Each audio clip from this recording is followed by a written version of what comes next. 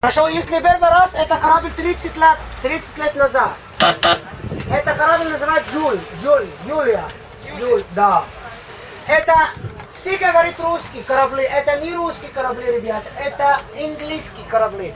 Команда и фирма были русские. Капитану и команда и фирма русские.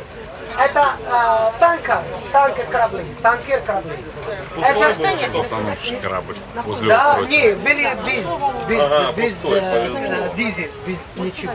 Но нефти не были, слава Богу. Повезло. Напоролся на риф? Да. Он это залився Лакаба. Там Жордания, как Иордания? да, Жордания, там он поехал в Суэц канал. По Суэцкому каналу? Да, он не вижу канал, а там маяк, он не Вот вижу маяк. маяк, он потом так, он хочет менять место, он не могу, потом так в коралл. Правда, посмотрим, как в коралле. Там как в коралле. Мы плавать там будем, нет? Не, плавать там, потому что здесь опасно, потому что волна, акула и течение. Где плавать? Плавать там, как корабли, там, посмотрит. Как яхта все. Да, это тоже видишь, он даже Просто посмотреть. Да, это просто посмотрим.